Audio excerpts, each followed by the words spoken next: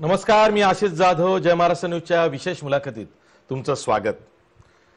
राज्यातलं आणि केंद्रातलं जे गेलं सरकार होतं काँग्रेस प्रणित, त्या सरकारच्या विरोधात भाजपचा भ्रष्टाचार विरोधी चेहरा म्हणजे किरीट सोमय्या.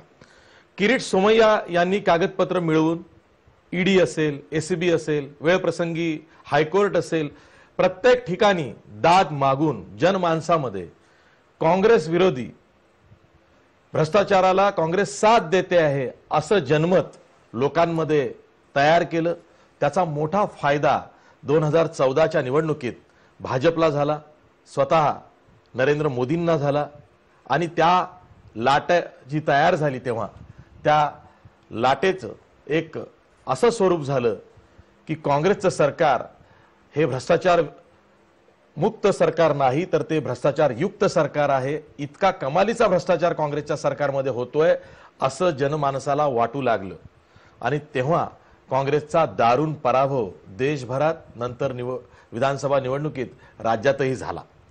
तेच किरीट सोमय्या, त्यांचे ते प्रयत्न भाजपच्या फळाला आले. आज मात्र किरीट सोमय्या यांच्यावरती भाजपची खपामर्जी दिसते. आपल्या सोबत खुद्द किरीट सोमय्या आहे.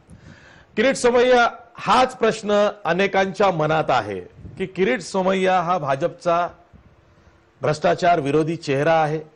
त्यांनी वेळप्रसंगी भाजपसाठी इतका खस्ता खाल्ला की त्यातून जे काँग्रेसवर भ्रष्टाचाराचे आरोप भाजप नेत्यांनी केले तसं जनमत तयार झालं आणि त्याचा फायदा झाला.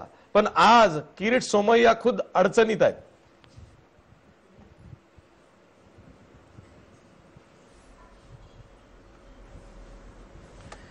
वास्तविकरित्या ही गोष्ट खरी आहे की भ्रष्टाचार विरोधी लढा उभारण्याची जबाबदारी माझ्यावर देण्यात आली होती. त्यात अनेक राज्यात 3 वर्ष सातत्याने आणि नवीन सरकार आल्यानंतरही पुढे त्याचा लॉजिकल एंड पर्यंत घेऊन जाण्याचा प्रयत्न मी केला. काही जेलमध्ये गेले, काही नवीन कायदे आले, काहींची संपत्ती जप्त झाली. दुसरी, आता लोकसभा 2019च्या वेळेला कोणी उभं राहायचं आणि कोणी संघटनात्मक काम करायचं हा एक वेगळा विषय आहे. अनेकांना वाटत होतं किरीट सोमय्यांनी भ्रष्टाचार उजागर केला, पण त्याचबरोबर मुंबईचे प्रश्न संसदेत खूप चांगल्या रीतीने मांडले. ईशान्य मुंबईचं प्रतिनिधित्व केलं. किरीट सोमय्यांनी विकासाची पण खूप कामं केली. रेल्वेची सुरक्षा, सुविधा आणि क्षमता यासाठी पण धडपड केली. तो आपला माणूस म्हणून प्रसिद्ध झाला. परंतु शेवटी निवडणुकीच्या वेळेला कुणी निवडणूक लढवावी याचा निर्णय घेताना पक्षाला जर असा विचार करावा लागला की यावेळी किरीट सोमय्याला आपण दुसरं काय काम देऊ, महाराष्ट्राच्या 48 जागांचं वातावरण चांगलं ठेवायचं आहे. आणि म्हणून पक्षाने जर किरीट सोमय्याला बाजूला जायला सांगितलं की 2 पाऊल बाजूला घे, तर मला असं वाटतं की तेवढं समर्पण तर प्रत्येक कार्यकर्त्यांनी करायला हवं. किरीट सोमय्या, तुम्ही नेहमी समर्पित भावनेनं भाजपसाठी काम केलेलं आहे. तुम्हाला माझ्यासारखे पत्रकार जे खूप जवळून ओळखतात आणि गेले 15-20 वर्ष तुम्हाला खूपच जवळून त्यांनी पाहिलेलं आहे. तुमच्या प्रकरणांची कागदपत्र आमच्याकडे सुद्धा अजून जशीच्या तशी आहेत. त्यामुळे मला तुम्हाला असं विचारावं असं वाटतं की पक्षाने एक जबाबदारी दिली की भ्रष्टाचार विरोधी लढा लढायचा आहे. आणि 2014चं वातावरण बघा, मी वारंवार हे सांगतोय की तेव्हा जनमानसाला असं वाटायला लागलं की खरंच काँग्रेसनं भ्रष्टाचार केलेला आहे. आजही अनेक काँग्रेसचे नेते खासगीत असं सांगतात की आमच्याकडे काय नाहीये, तर आमच्याकडे किरीट सोमय्यांसारखा भ्रष्टाचाराच्या प्रश्नावरती लढणारा माणूस नाहीये की जो ईडीकडे जाईल, जो एसीबी कडे पाठपुरावा करेल, जो कोर्टात पाठपुरावा करेल. आमच्याकडे किरीट सोमय्या नाहीये.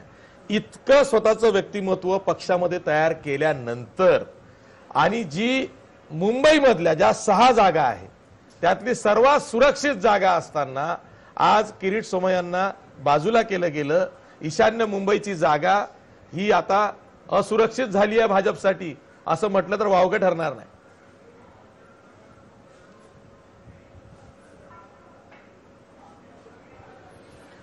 सुरक्षित जागा तयार करणं हे तर आमचं कर्तव्य आहे.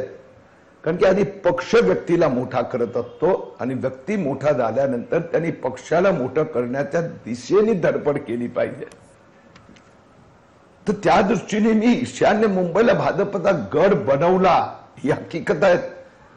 1582 पोलिंग बूथ मध्ये प्रत्येक बूथ मध्ये एक 1+25 असा समित्या तयार केला. आज ईशान्य मुंबईत 48,000 भारतीय जनता पक्षाचे कार्यकर्ते समर्थकांची यादी आमच्याकडे आहेत, जे निवडणुकीत फुल फ्लेज काम करायला तयार आहेत. पक्ष पण पक्षाने मला मोठं केलं होतं ही पण वास्तविकता आहे. आता ज्या वेळेला आपण समझोता करतो, युती करतो, 2 पक्ष 4 पक्ष जवळ येतात, तर प्रत्येक पक्षाने 2 पाऊल पुढे मागे सरकावं लागतं. मला असं वाटतं की यावेळी भारतीय जनता पक्षाला हा विचार करावा लागला की दर मित्र पक्षांच्या मनात, त्यांच्या कार्यकर्त्यांच्या मनात काही कुठेतरी कटुता आहे. त्यासाठी किरीट सोमय्यांनी जर आपला त्याग केला, आपल्या जागेचा त्याग केला, तर त्यामुळे बाकी 48 जागांवरचं काम करणं, विजय मिळवणं सोपं होत असेल. आणि त्या निमित्ताने पक्ष जर मला सांगत असेल, मुख्यमंत्री हे मला विश्वासात घेत असेल, तर मी निश्चित सांगणार की 48 जागांचा विजय हा जास्त महत्वाचा आहे. केंद्रात सशक्त सरकार जास्त महत्वाची आहे. नरेंद्र मोदी प्रधानमंत्री अधिक महत्वाचे आहेत. त्यासाठी किरीट सोमय्या खासदार नाही झाले तरी दुसरं काहीतरी काम करू, पण सशक्त सरकार आणू. सर, खरं तर ही तुमची पक्षाप्रती झालेली निष्ठा आहे आणि त्या निष्ठेतून तुम्ही बोलता आहात. पण जे मुंबई भाजप मला जवळून बघणारे आहेत त्यांना ते पटेन असं आहे. म्हणजे पहिल्या यादीत तुमचं नाव येईल असं अनेकांना वाटलं होतं, कारण तेवढी सुरक्षित जागा ईशान्य मुंबईची भाजपकडे सध्या तरी नाही आहे. जे वातावरण सध्या पोलराइज वातावरण मुंबईमध्ये दिसतंय, अशा वेळी तुमचं नाव दुसऱ्या यादीत येत नाही, तिसऱ्या यादीत येत नाही, आणि नंतर बातमी येते की शिवसेनेला तुमच्या उमेदवारीवरती आक्षेप आहे, शिवसेना विरोध करते आहे. भाजपचे नेते मातोश्रीवर जातात, बैठका घेतात. प्रश्न सर्वसामान्यांना असा पडतो, आणि तो अनेकांनी तुमच्याजवळ तो बोलूनही दाखवला असेल, की भाजपची जागा निश्चित करते शिवसेना, कोण उमेदवार असावा. पक्षाला कोणी जाब विचारणार नाही तुमच्यापैकी, तुम्ही नाही विचारणार ठीक आहे, पण तुमचे कार्यकर्ते विचारणार नाही.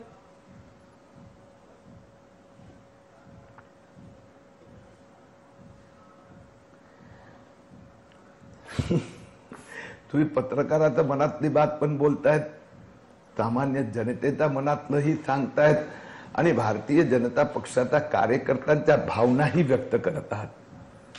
पण शेवटी निवडणुकीत जे आहे ना, भावना हे खरंच खूप महत्वाचं आहे, पण निकालही महत्वाचा आहे ना.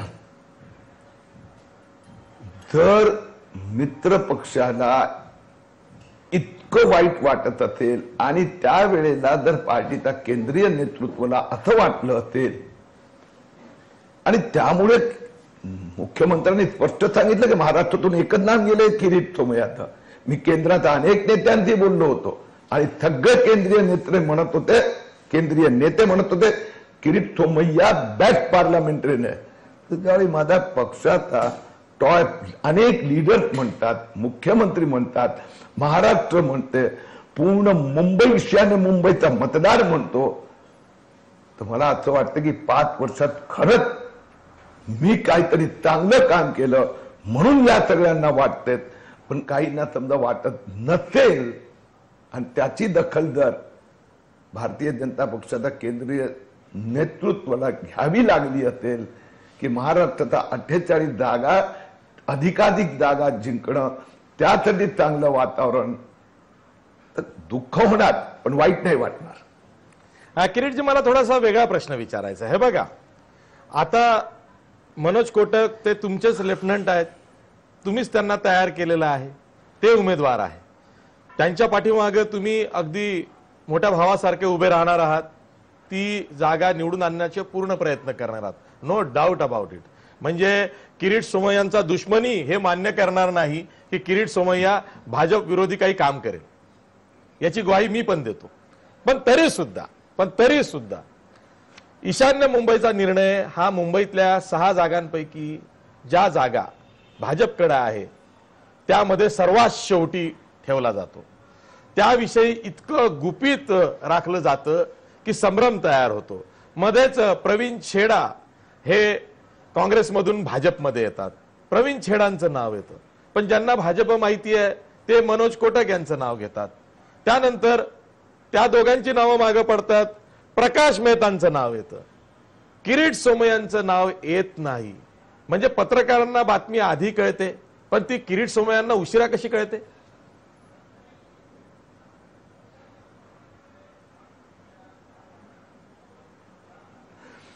पत्रकार किरीट सोमय्यापेक्षा जास्त हुशार आहेत, असा तुमचा गैरसमज आहे. सर्वज्ञानी सर्वव्यापी आहे. आपण म्हणतात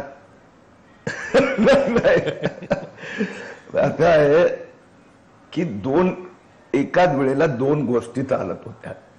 एक, काहींचा विरोध पक्षातला नाही, मित्र पक्षाचा विरोध माहित आहे सगळ्यांना. त्याच वेळेला पक्षातला प्रत्येक प्रामाणिक कार्यकर्त्याने मतदारांचा दबाव होता की किरीट सोमय्याच पाहिजे. त्याच वेळेला तिसरे जे मोठे जबाबदार कार्यकर्ते ते म्हणत होते की ज्या माणसाने एवढं पक्षासाठी केलं, केंद्रात आणि राज्यात सरकार आणण्याच्या दृष्टीने त्यात पण थोडासा वाटा आहे, त्या व्यक्तीवर अशा प्रकाराने अन्याय करणे योग्य आहे का, असं जर त्यांच्या मनात येत असताना पार्टीमध्ये एक वेगळी परिस्थिती तयार होते. मुख्यमंत्री देवेंद्र फडणवीसनी थेटपर्यंत प्रयत्न केले, पण आता ते आमच्या मित्र पक्षांना कन्व्हिन्स करू शकले नाहीत आणि त्यामुळे जर पक्षाला हा निर्णय घ्यावा लागला, बेटर लक नेक्स्ट टाइम. किरीटजी, मला एक दुसरा प्रश्न थोडा वेगळ्या पद्धतीने विचारायचा. बघा कसं असतं की मातोश्रीचा विरोध आहे, किरीट सोमय्यांना विरोध आहे. का विरोध आहे तर किरीट सोमय्यांनी मुंबई महापालिका निवडणुकीच्या वेळेस मातोश्रीवरती आरोप केले होते. बरं, ते आरोप बिनबुडाचे होते का असं जर का आज म्हणावं तर त्याचं उत्तर तुम्हालाच द्यावं लागेल. कारण पक्ष असं मानतो का की किरीट सोमय्यांनी जे आरोप केले मातोश्रीवरती ते चुकीचे होते, असाही प्रश्न उपस्थित होतोय. मला तुम्ही केलेल्या आरोपांविषयी विचारायचं आहे. ते आरोप जर का चुकीचे होते म्हणून तुम्हाला ही शिक्षा दिली गेली आहे?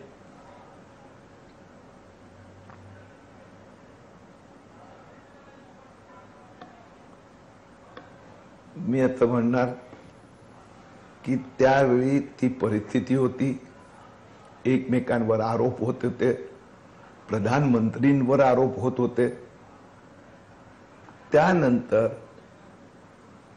देशाच्या हितासाठी दोन्ही पक्ष एकत्रित आले आणि दोन्ही पक्षाच्या नेत्यांनी निर्णय घेतला की झालं गेलं विसरून जा, कारण की आपल्या पुढे मोठ्या चॅलेंजेस आहेत.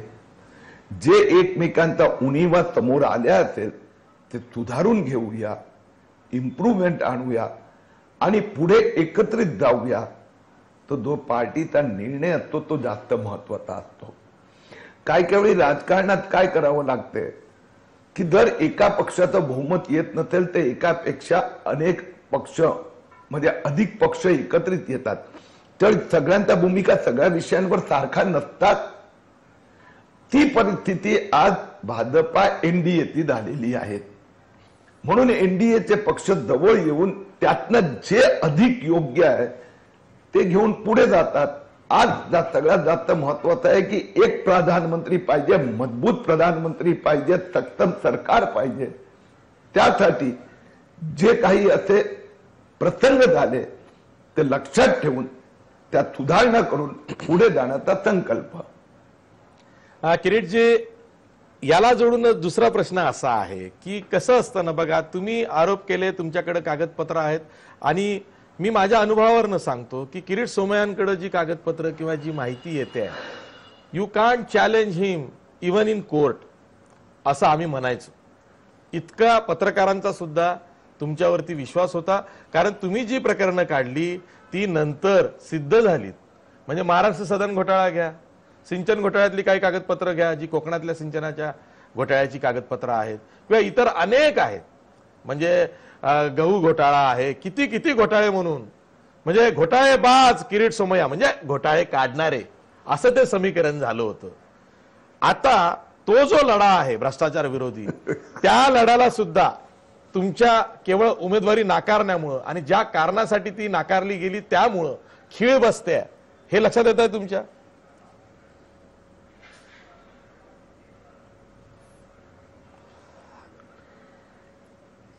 मला असं वाटतं मी ज्यावेळी 2009 ते 14 वेगवेगळे घोटाळे काढले त्यावेळी मी काही खासदार नव्हतो, पण तरीही आपल्या सगळ्यांचा सहयोग मिळाला आणि त्यामुळे खासदार नसतानाही हे सगळं उघडकीस आणलं.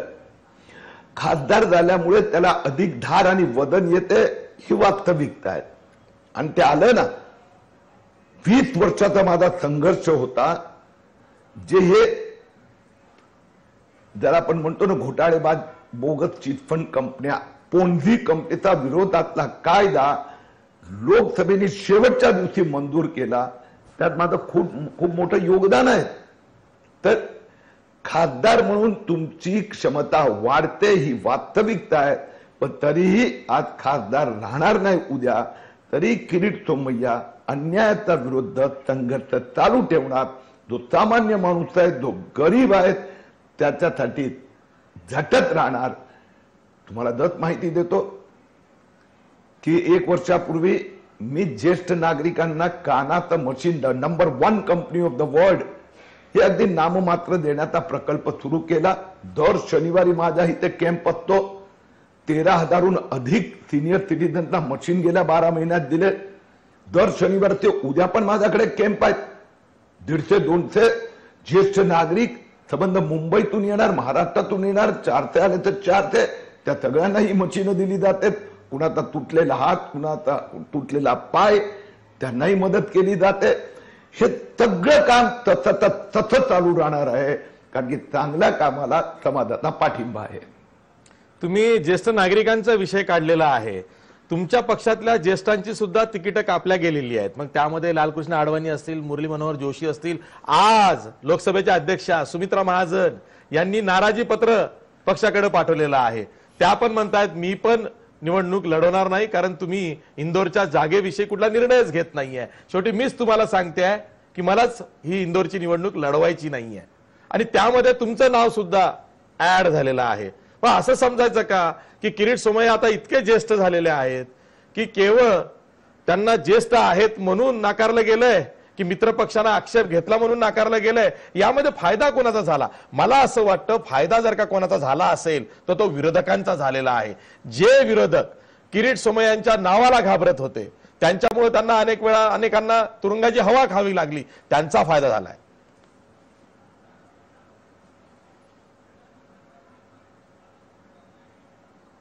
आता ज्येष्ठ आणि जड कोणासाठी ज्येष्ठ असेल, कुणासाठी तर जड असते, जड वाटत असेल तर तुम्ही जड आहात. ज्यांना जड वाटते, ज्यांना त्रास होतो ते प्रयत्न करतात. म्हणून ज्यांना जड वाटत असेल ते काही वेळी लॉबिंग करत असतात, धडपडत करत असतात. पण मी एक गोष्ट लक्षात ठेवतो, this is not a end of life. कुणाला सामाजिक काम करायचं असेल, राजकीय सेवा करायची असेल तर लोकप्रतिनिधित्व निश्चित त्याची क्षमता वाढवते, पण नसतानाही तुम्ही चांगलं काम करू शकतात. हे मी नाही, अनेक जण करतात आणि ते मी पुढेही करत राहणार. आणि निश्चितपणे तुम्हाला सांगतो, ज्या जिद्दीने मागे करत होतो त्याच जिद्दीने पुढे राजकारणाद्वारा समाजाची सेवा, देशाची सेवा चालूच राहणार. किरीटजी, मला एक वेगळाच प्रश्न विचारायचा आणि हा शेवटचा प्रश्न आहे. तुम्ही कसं बघता भाजपच्या एकूणच प्रचार नीतीकडे या निवडणुकीतल्या? सर्वसामान्यांचे जे प्रश्न आहेत ते बाजूला पडतायत, त्याच्यावर राष्ट्रवाद, राष्ट्रहित, देशाची सुरक्षा हे मुद्दे वर येत आहेत. लोकांचे जे प्रश्न आहेत ते पंतप्रधानांच्या भाषणांमधूनही येत नाहीयेत. तुम्ही कसं बघता या प्रचार नीतीकडे?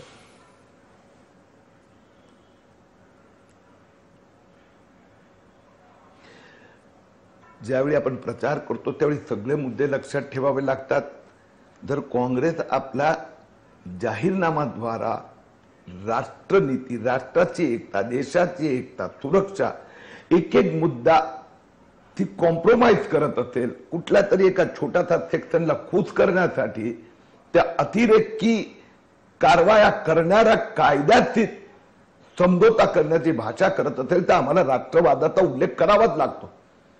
पण त्याचबरोबर नरेंद्र मोदी सरकारने गरिबांसाठी गेल्या 5 वर्षात अनेक योजना राबवल्या. शेतकऱ्यांच्या बँक खात्यामध्ये 2000 रुपये पोहोचले. ते एका बाजूला भाजपचं सरकार काम करते आणि पुढे काय करणार ते सांगते. तर त्याच्या समोर जे आमचे काँग्रेस पक्ष आहेत, त्यांचं जे परिवार आहे, जे त्याचं नेतृत्व करतात, त्या आजोबापासून पुतण्यापर्यंत फक्त गरिबी हटावाचं 60 वर्ष नाराज देत राहतात. तर त्यामुळे आज लोकांच्या समोर मजबूत नेतृत्व आणि विकसनशील सरकार आणि दुसऱ्या बाजूला फक्त गरिबी हटावाचं खोखला नारा त्यात लोकांना पसंत करायची आहे. किरीटजी, शेवटचा प्रश्न हा नाईलाजानं विचारतोय. तुम्हाला जो अनुभव आला तो पक्षातल्या इतरांना येऊ नये, कारण पक्षाची धुरा आपल्या खांद्यावरती आहे. आपण पक्षासाठी वेळप्रसंगी शहीद व्हायलाही तयार होतो पक्ष नेते म्हणून, कारण पक्षाचं ते काम आहे, पक्षाची ती गरज आहे. पण नंतर मग कालांतरानं जसं आज तुमच्या लक्षात आलं की नाही, तेव्हा आपण जे पक्षासाठी म्हणून काम केलं ते आपलं वैयक्तिक काम ठरवलं गेलं, मित्रपक्षांना आक्षेप घेतला म्हणून आपली अडचण झाली, असं इतरांच्या बाबतीत होऊ नये असं सांगाल पक्षाला?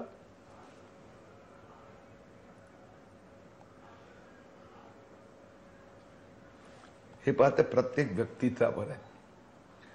काही लोक फक्त राजकारण प्रोफेशन म्हणून करत असतात. त्यांना असं वाटतं की आपण कशाला विरोधात बोलायचं, आपण का घोटाळे काढायचे, आपण का हे रिस्क घ्यायचं. आणि हे देशभक्तीचं एक साधन मानतात. ते सांगणार ज्या वेळी जे योग्य आहे ते केलं पाहिजे. त्यावेळी मला पक्षाने संधी दिली होती हे भ्रष्टाचार उघड करण्याची, त्याचा पाठपुरावा करण्याची, काहींना जेलमध्ये पाठवण्याची. तर मी स्वतःला नसीबदार मानतो आणि मला पुन्हा पुन्हा अशी संधी किंवा जबाबदारी मिळाली तर मी ती हसत स्वीकारणार. आणि त्यानंतर परत असंच बलिदान देण्याची पाळी आली तरी हसत ते बलिदान करणार, एवढंच सांगतो. ठीक आहे, तुम्ही वेळात वेळ काढून जय महाराष्ट्र न्यूजला ही मुलाखत दिली त्याबद्दल खरंच किरीट सोमय्या तुमचे धन्यवाद. हे होते किरीट सोमय्या, भाजपचा भ्रष्टाचार विरोधी चेहरा. आहे निवडणुकीत मुंबईच्या 6 जागांमधली जी सर्वात सुरक्षित जागा होती भाजपसाठी, ईशान्य मुंबई, तिथली फेर उमेदवारी किरीट सोमय्यांना केवळ शिवसेनेनं, मातोश्रीनं विरोध केला म्हणून भाजपनं नाकारलेली आहे. हे दिसतं तितकं सोपं नाहीये. याचा फटका कदाचित निवडणुकीतही बसू शकतो. जरी किरीट सोमय्या म्हणत असले की आता दिलजमाई झालेली आहे, ते स्वतः भाजपच्या प्रचारात स्वतःला झोकून देणार आहेत, तरी सुद्धा मतदार राजा जो आहे वो सब जानता है. आणि त्याचा फटका हा मुंबईत भाजपला बसेल का, ही सुद्धा चर्चा त्या निमित्तानं सुरू झालेली आहे. इथंच थांबूया. पाहत राहा जय महाराष्ट्र.